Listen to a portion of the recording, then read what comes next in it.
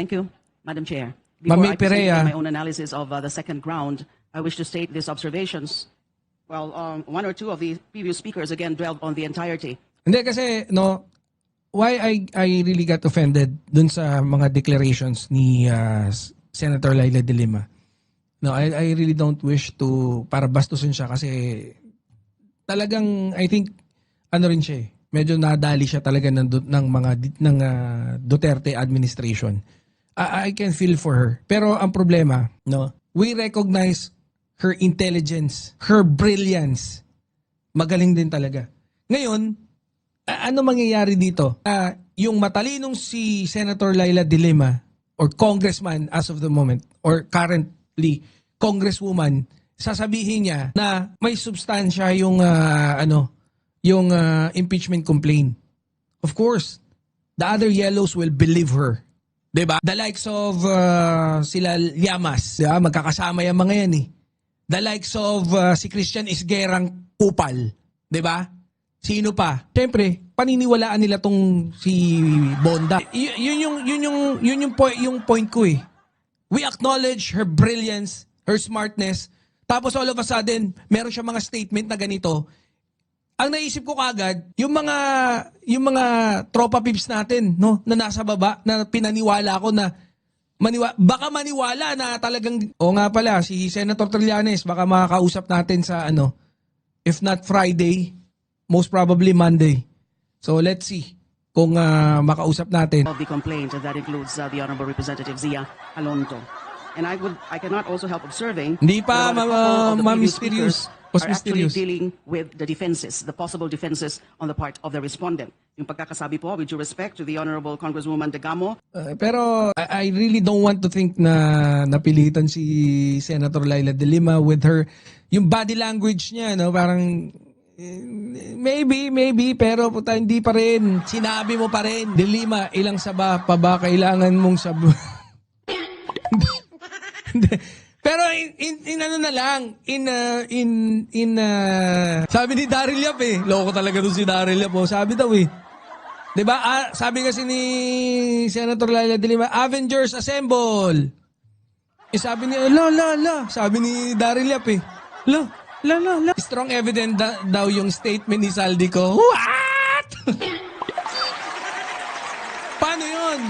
Marami rin nagki-claim na peke yung AI yun. Marami rin nagsasabi na hindi si Saldico yun. Paano yun? Doon nawala yung brilliance mo doon eh. Na-offend ako dahil po siya sabi ko, we were supporting you all the way. Kasi sabi namin, matalino ka eh. Believe din kami sa pag-criticize mo sa kay PBBM eh. Okay lang, walang problema kung kunyari yung mga kinikriticize nyo na sabi ko sa inyo yung Makabayan Black. Yung Makabayan Black, dilawan yung mga yan. Di ba? Ano sabi ko? Dilawan yung mga yan.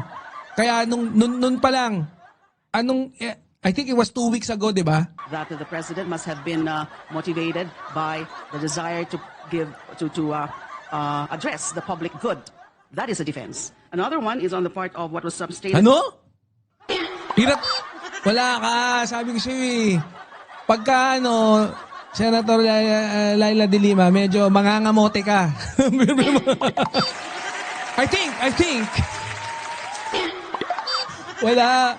Talagang pagka magdi-DDS side ka, mawawala talaga yung brilliance mo. Mawawala. Yun. Ulitin natin. Baka sabihin nyo, Give to address the public good. That is a defense. Another one is on the part of what was substated by the Honorable Representative Suwan, that the increase can very well be, maybe explained by the fact that this was during the pandemic period. Again, that is a matter of defense. Kaya nga po, paulit-ulit ko pong sinasabi sa lahat na analysis ko po, nang tinitingnan lang po natin dito is a sufficiency in substance. And then, just to also address the point of the Honorable Congressman Ting, he pointed to paragraph 28. On December 11, 2023, the Bicameral Conference Committee submitted a report that drastically altered the President's original proposal. So his contention is that it's not the act of the President, but the act of Congress through the Bicameral Committee. Pero hindi ho ba? Hindi!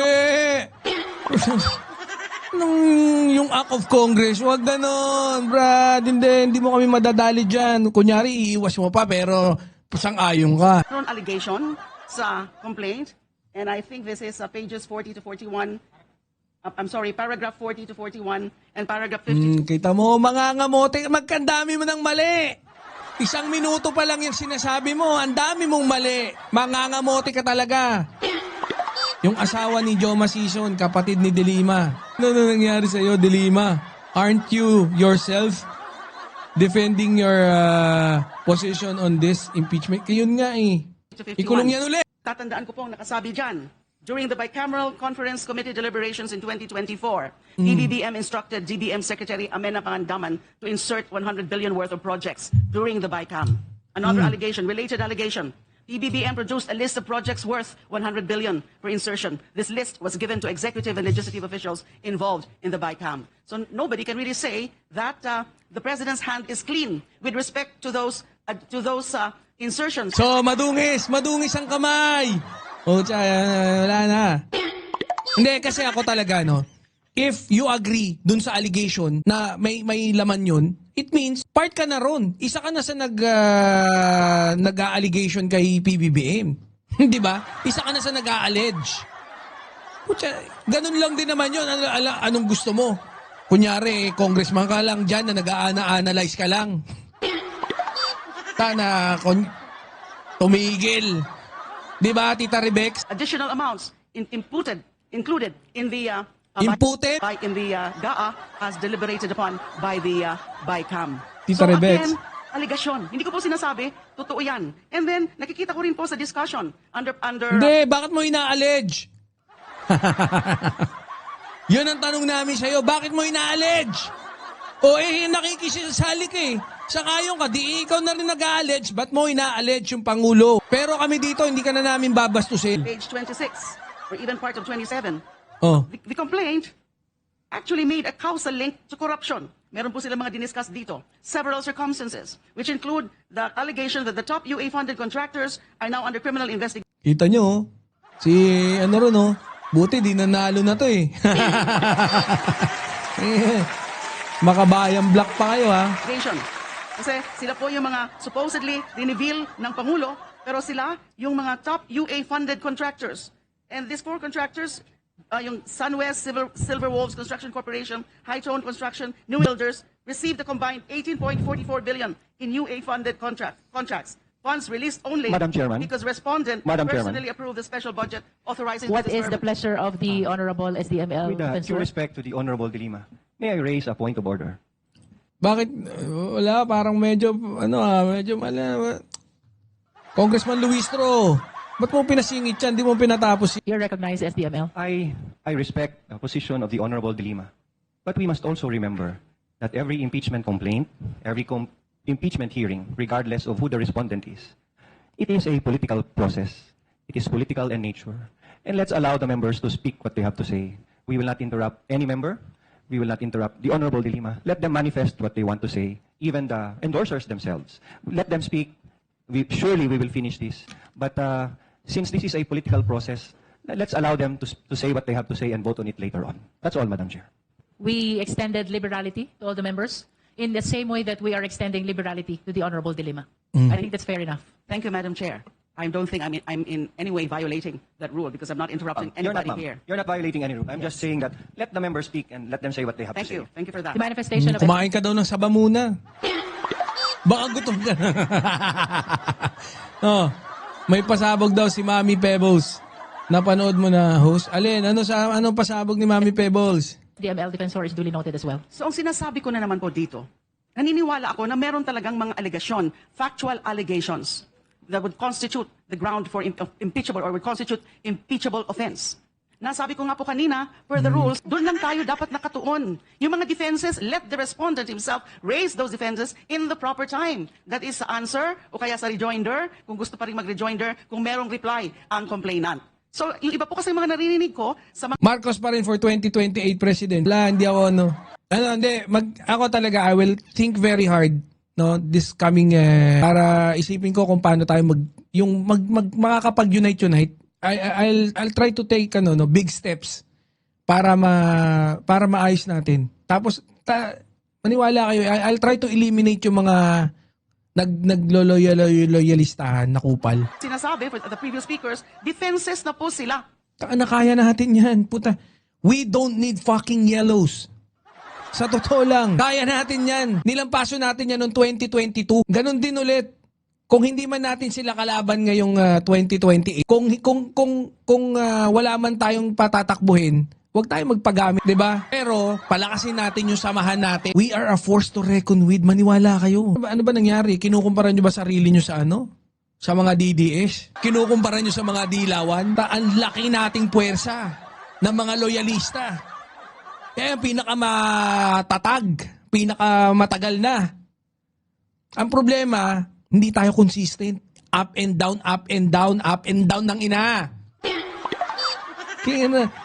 Kailangan lang natin maging consistent. Why can't we not focus our attention to the specific allegations? Later, at the end of the pagtatapos na po natin yung third round, I can point out to those specific allegations. Ayaw ko lang po kasi mag-touch of the entirety of the complaint. But that's what. But at Di this na, point, i-touch mo na. Ilag mo pa eh. I'm loyalist forever. O syempre. I want to say na yung factual allegations para sa akin, dun sa tatlong complaints, ay tungkol naman po dito. No? Yung ang qualifications ng isa sa hindi qualifications na loyalista is yung traidor. Sa second round, may I now again present my analysis. Ang sabi po, PBBM abuse release of 213.8 billion of unprogrammed appropriation. Factual allegations. Although, sinimulan muna po ng parang Factual allegation daw. Ma'am Chaicher. Ano ba ibig sabihin ng factual allegation? Di ba? Aligasyon na pinagbabasihan, fact! para mo na rin sinabi na totoo yun, di ba? May aligasyon ka na may basya. Huwag nyo akong inansi-kutur na mga pinagsasabi nyo dyan, ha? Na it doesn't follow. Sa amin, ganun yun. isang treatise on the Ang lakas natin, brad, mga loyalista. Ma'am Delia Rosario. Ang lakas natin eh. Dapat tayo magdidikta ng face. 'Di ba? Mas okay talaga pag walang grupo. Kala nyo naman kaya nyo ipanalo pag kayo lang. Di nyo na ipanalo yung paborito nyong senador. Nakaraang eleksyon. Ha? Sinong totoong loyalist ni PBBM na nanalo? Nandiyan ka pa rin? Sa election ng 2025, 2026 na, ma'am. Hindi mo ba inintindi yung sinabi ko kamakailan lang? Sinabi ko na nga eh. Pero kung ikaw hindi ka loyalista, Ma'am Maribeth Francia, respeto sa iyo. No, kung hindi ka loyalista, no, easy ka lang. Hindi ka loyalista, tapos gusto mo kaming turuan kung ano gagawin namin? Kami mga loyalista. Ha? Ayaw kitang bastusin, ha, Ma'am Maribeth. Pero I think you're overdoing it, no? Medyo kabastusan yung yung ginagawa nyo. Yung nag-uusap kami mga loyalista eh, ha? Mukha ka namang di loyalista eh, ha? Bigla ka sumisingit eh, ha?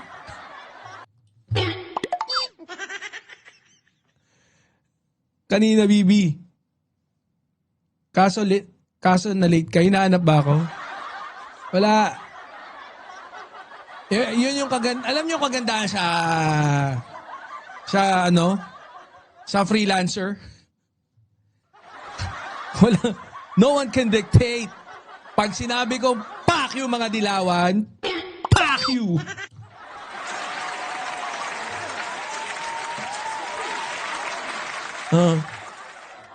Pero ilag ka, Boss St. Benedict. Sorry! Yung sorry ko, para sa'yo lang yun. Sorry naman. legal nature of UA or America program appropriations. So may discussion muna. Hindi, wag niyo i-kick out yan. Kayang-kaya natin pangitwariranan yung mga ganyan. Okay naman yung comment niyo eh. No? Wala namang mura, wala namang adho. Medyo boplex lang. Tsaka bastos. Kasi, Di ba? Pagka kunyari, no? Yun yung nakakatawa eh. Di ba? Nag-uusap-usap tayo, tapos grupo tayo, magkakakilala tayo eh. Bigla may sisingit, sasabihin kung ano dapat nating gawin. Tungkol sa kung ano ang mga at saka kung ano ang mga limitasyon ng UA. Of course, these are not allegations of specific facts, pero hindi ibig sabihin wala nang factual allegations under this ground. It may look like to be a legal memorandum yung pagkakadiscuss sa second ground. Wag na. Dadaanin mo pa kami ng paboka-boka mo salita eh. Hindi na, wag na. Sa tingin ko po, there are sufficient factual allegations that appear to establish a nexus with the ground for impeachment. Corruption, which is betrayal of public trust. Remember, isang general ground lang po ang rini-raise dito sa impeachment complaint. The second, the Maza et al. Complaint. And that is betrayal of public trust, manifested in 3 specific What the fuck? grounds. 3 grounds. Pero, betrayal of public trust kasi is all-encompassing. Pero napansin nyo ba? Medyo hirap siya eh, no?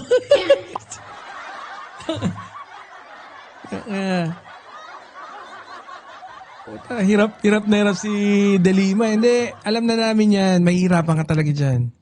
Senator, no? Congressman, Congresswoman, mahihirapan ka. We know. No? Kahit yung mga, madami din naman na magagaling matatalinong DDS.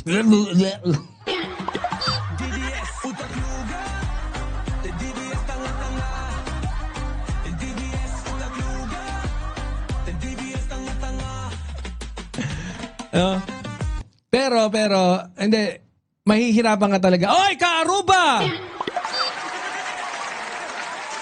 Shoutout, kapatid. Sabi ni Ma'am Maricar Becker, kung magkaisa talaga ang mga Pilipino at makita yung mga politiko na magnanakaw,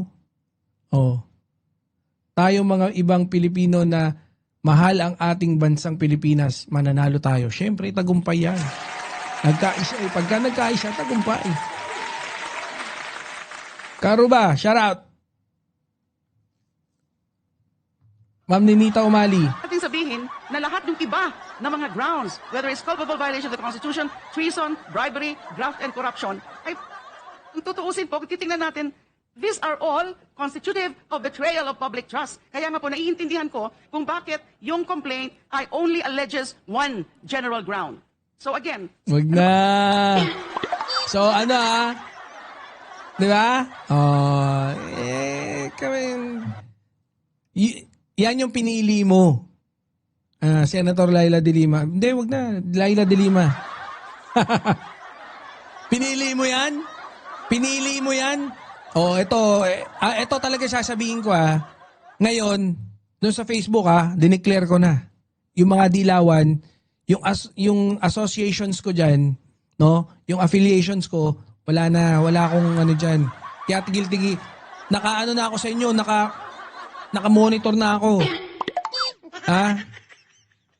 Yung mga tropa pips nating loyalista, pag kayo sumalungat dyan, sumalisi at medyo sumilip, dumungaw-dungaw na naman sa mga dilawan na ganyan, Hoy, kapatid! Angel Ron! Si Ma'am Angel nandyan. papuhay po yung mga factual allegations. SC declared unconstitutional the transfer of 89.9 billion PhilHealth funds as grave abuse of discretion. That is a Sigaw nino to? Ni Shelo Magno. Sabi ko sa inyo Siyempre, iisa lang likaw ng bituka niyan. Pag si Laila de Lima, di ba? Siyempre, kung papipiliin siya, pinapili total, ikaw yun nandiyan sa Congress. Ikaw yun nandiyan sa Congress. Ito yung napagmitingan nyo. Kailangan, yung sigaw ni Shelo Magno, di ba? Isang hardcore na kupal. Kanino yan? Tita May Dons, kaninong sigaw yan? Di ba? Yung pinangangalandakan ni De Lima. Di ba? Kay Shelo Magno yan. Kilala naman natin Shelo Magno, isang kupal. Na talagang dapat daw makulong si PBBM. Mapurasahan din. Nagkataon lang may common enemy ang admin. at Piklawan. Kung wala na mga Duterte, kukuyugin ng mga POA. Tama, Ma'am Kikay Martin. Sufficient allegation. Another, Sa akin, pa nga, tinotolerate pa lang sila ng konti for the sake of PBBM. Oy, si Attorney Libagan ba ito? Kapatid ko! Oy! Secretary Rexo admitted identity. Bobo yan si Magno. Ano ba maganda sasabihin niya ni Magno? Of PhilHealth Fund used for UA. Oh, yung sa PhilHealth, di ba? Oh, sigaw ni Magno yan. Ano, sino nagano diyan? Makabayan Black, pero sinong bumoses? Si Laila de Lima. An allegation. Another allegation. Diversion of PhilHealth funds to UA. Lahat ng allegation sinasabi shoot, ganon. May factual basis. Used for flood control projects was the mechanism for kickbacks. Constitutes a raid of the nation's health fund by PBBM. Ito po, this is a conclusion. Another allegation. Top UA-funded contractors are now under criminal investigation. Sufficient allegation. Nakasama sa discussion doon sa causal link. Sufficient allegation. Patay. Ano nangyari? Laila. Tae-tae si Shelo Magno. Oo naman, tae-tae naman talaga yun. Sabi nga ni Tolcoyo, ayan o. Kapatid, at biyahe ni ko, hello kapatid. O, yan. The corruption, Sabi ni which Boss is laid Angel. down on the text of the impeachment complaint. Another, PBBM authorized release of 213.8 billion of UA for infra. 111 billion was for FCP selected in accordance with leadership priority under parametric formula. Sufficient allegation po ito. The Patay. So, yung inimbento nila na parametric formula daw, nagawa ni PBBM, yun daw yung pinapakana ngayon. Para makapangalumbat ng pangmalakasan.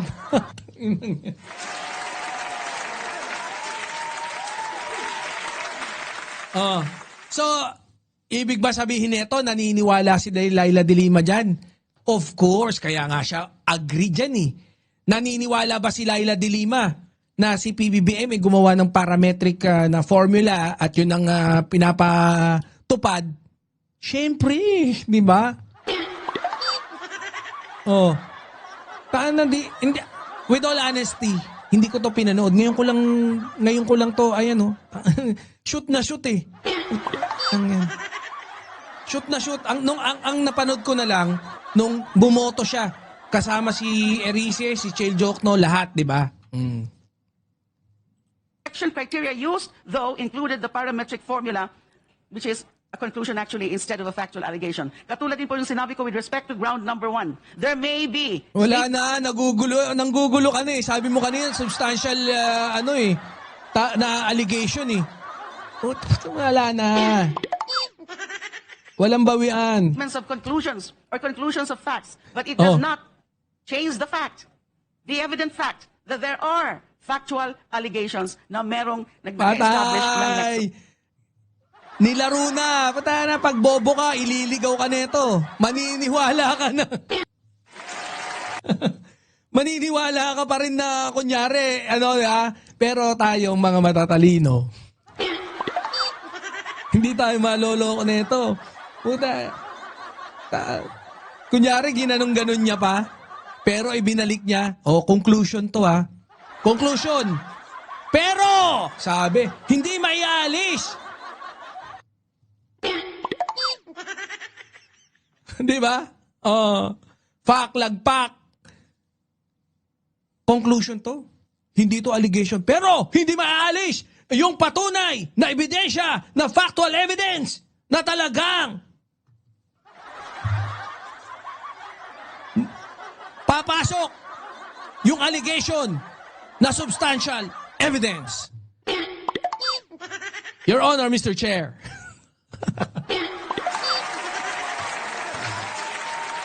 Dinadaan pa sa technicality ang mahinang comprehension mo, tapos ka. Ganun nga. Ganun nga, Ma'am Neng Gigi. Another, Amount of UA quadrupled from amount of unprogrammed appropriations quadrupled from 250 billion in 2022 to 807 billion in 2023. Sufficient allegation. Another one. Sufficient. Lahat na. Pucha, word for word. Junel! Sabi.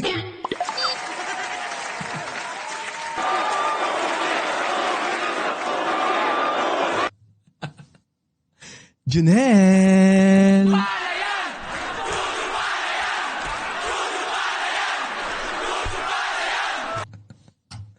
Oh. Parang naging kabayo si Dilima, paikot-ikot ang pungalo. Parang kabayo ka daw eh.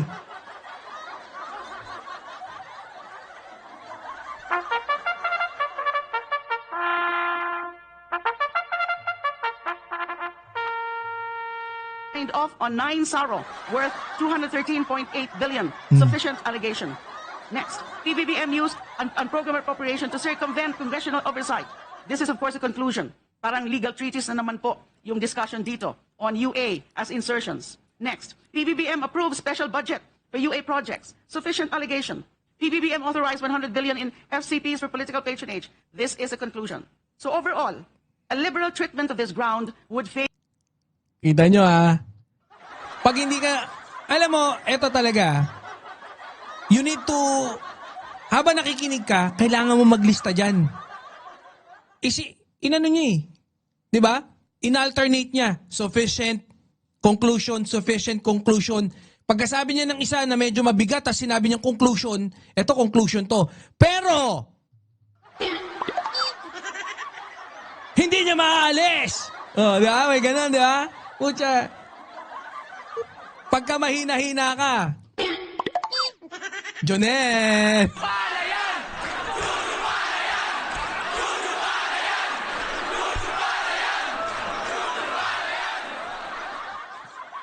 favor a finding of sufficiency in substance, despite the plethora of conclusive allegations as opposed to factual allegations. Having these conclusions do not destroy the fact that there are indeed factual allegations, which when I put it will not destroy. Kahit nag-alternate siya, pero iisipin nyo ito talaga highlights nung diin kung saan siya parang lalabas, ini-insinuate niya. Tapos sinalansan niya eh. Di ba? Alternate eh.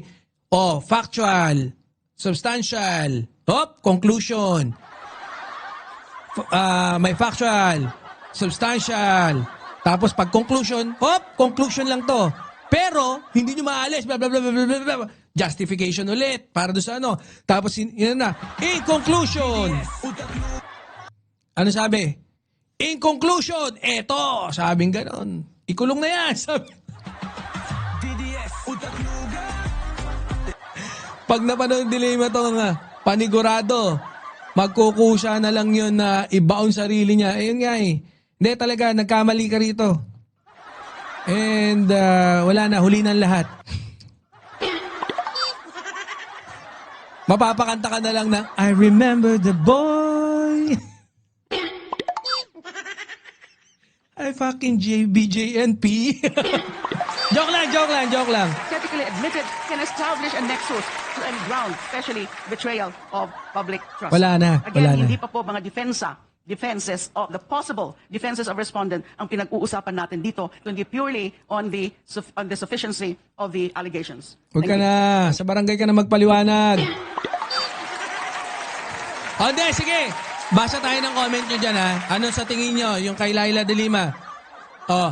Huwag nyo anuhin yung akin kasi ako talaga, hardcore tayo eh. 'Di ba? So, ano sa tingin nyo yung kay de Lima? Ano yung posisyon niya dyan? Sa tingin nyo ba, Pucha, alam nyo ako talaga, busit ako kay Busit ako kay Shelo Magno, Christian Esguerra. Karamihan ng mga sinabi dyan, yung mga binabanggit eh. 'Di ba? Talagang ma-reminisce mo. Lalong-lalo na yung yung sa PhilHealth, 'di ba? Lahat. We know for a fact na okay naman yung status ng PhilHealth ngayon. Napakaganda. 'Di ba? Napakaganda ng mga benepisyo. Noong napanood ko sa Vengador si Koy, sabi ni Koy, "Putang ina, wag mong subukan." Sabi. Kanya to si kapatid ko eh. Ginaya si Digong eh. Oh. I remember the boy but I don't remember the feelings. Hindi, yun yung akin. Yung akin talaga, medyo ano ako dyan, medyo sabaw. Dismayado. Ayan oh, marami kami nadidismaya rito. Suso pa na, sabi ni Boss Joey. No comment ako. Dismayado ako sa kanya. Oh, wala, maraming dismayado sa inyo. Maraming dismayado sa iyo.